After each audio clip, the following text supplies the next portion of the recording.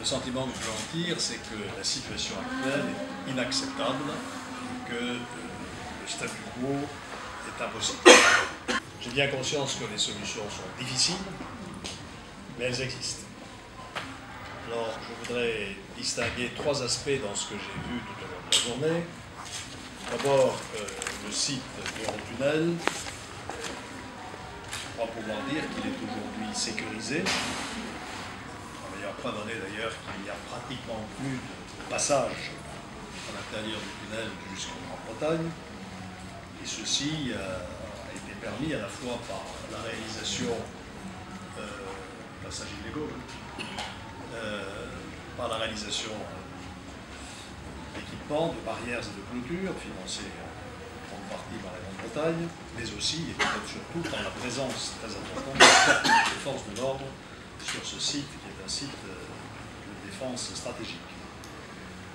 Le deuxième site que j'ai visité, c'est le site portuaire. La situation là est plus difficile, le contrôle des accès est peut-être plus délicat encore, mais des efforts significatifs ont été faits et des résultats ont été obtenus. J'ai été très impressionné par ce que j'ai vu en ce qui concerne le contrôle des camions, où des technologies tout à fait de pointe sont mises en œuvre pour détecter des passagers illégaux. Il n'en est pas de même, évidemment, dans le cas de la où la situation est doublement inacceptable. D'abord parce que les personnes qui sont regroupées sur ce site vivent dans des conditions indignes, sous réserve de ce que je dirai dans un instant, et ensuite parce que les conséquences de cette concentration de plusieurs milliers de personnes à proximité du centre-ville de Calais sont également très dommageables pour l'image de la ville, pour son activité économique, pour son commerce. Le représentant de la Fédération du commerce que j'ai reçu ce matin a eu l'occasion de le dire. Certes, des efforts ont été faits sous l'impulsion de la municipalité, avec des associations. Il faut saluer le travail tout à fait admirable. Je pense à MSF et à ce dispensaire, centre d'accueil de jour Jules Ferry, et puis à ce camp d'accueil provisoire de Cap, qui a vocation à accueillir environ 1500 personnes dans les jours et les semaines qui viennent. Mais tout cela ne constitue que des palliatifs, puisque dans le même temps, on constate que ce qu'on appelle la jungle, il y a toujours 6000 personnes qui là vivent dans des conditions tout à fait indignes d'un pays comme la France. J'ai dit en commençant que les solutions étaient difficiles, mais qu'elles existaient. Je passe quelques pistes. D'abord, il faut faire respecter le droit.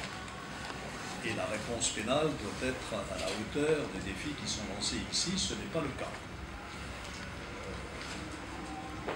Je crois qu'on peut parler d'une insuffisance d'autorité face à cette situation. Le maire de Calais vient de rappeler l'autorisation de la manifestation tout à fait contestable. L'autorisation, on veut dire, qui a donné lieu au département de Moncey. D'après les précisions qui m'ont été données, les plaintes déposées, notamment par Eurotunnel ou par le port, restent généralement sans suite, même lorsqu'il y a des faits délictueux caractérisés.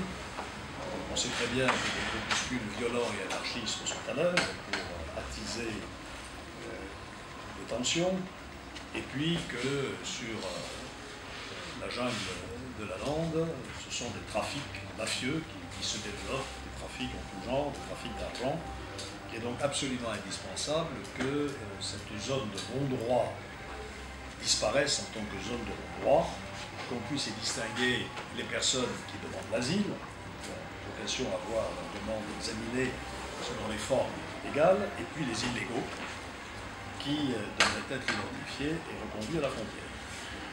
Je sais très bien aussi que les obligations de quitter le territoire français sont généralement non appliquées. Ça ne date pas d'ailleurs de 2012, mais la situation ne s'est pas améliorée depuis. Il faut reprendre une politique, comme je l'ai préconisé dans mon livre, d'accord de réadmission avec les pays d'origine pour accentuer les pressions à leur égard. Je pense en particulier aux pays des Balkans, puisqu'un grand nombre de personnes dites réfugiées, en réalité migrants économiques, proviennent balkanique, Albanie ou Kosovo, Ce sont des pays qui sont candidats à l'entrée dans l'Union européenne, que nous aidons massivement en accordant des millions d'euros de crédit. Il faut conditionner notre aide. D'abord, à ce qu'ils traitent bien leurs ressortissants, que ceux-ci ne soient pas obligés de migrer, et ensuite à ce qu'ils les reprennent lorsqu'ils sont parvenus sur notre sol en situation irrégulière. Cette politique vigoureuse de réadmission, aujourd'hui, n'est pas menée comme il le faudrait. Ensuite, il faut faire baisser la pression sur ce site de la Lande en diminuant le nombre des personnes qui s'y trouvent progressivement pour aller le plus vite possible vers le démantèlement de ce camp, ce qui implique une meilleure répartition des demandeurs d'asile dans un certain nombre de centres d'accueil et d'orientation mieux répartis sur le territoire national. On a commencé à le faire. On dit que plus d'un millier de personnes seraient déjà parties dans cette direction. Je crois qu'il faut accentuer cet effort parce que malheureusement dans le même temps, eh bien, les effectifs de la Lande n'ont pas diminué ou pas diminué significativement. Autre piste d'initiative, il ne faut pas lâcher le morceau de la négociation avec les Britanniques sur la remise à plat des accords du Touquet. On me dit que les partenaires britanniques ne sont pas disposés à discuter, ce n'est pas une raison pour ne pas mettre la pression. Compte tenu du contexte d'aujourd'hui, on va voir comment les conditions de cet accord peuvent être modifiées. Je pense qu'un hotspot britannique sur le territoire français s'imposerait de façon qu'il revienne aux autorités britanniques de faire le partage entre les demandeurs d'asile acceptés et ceux qui ne le sont pas, et faire en sorte que ces autorités aient la responsabilité de la gestion de ceux qui ne sont pas acceptés, de façon à les reconduire dans leur pays d'origine. En arrière-fond de tout cela, il y a bien sûr, pour s'attaquer aux vraies causes de ce problème, la question de Schengen et de sa faillite.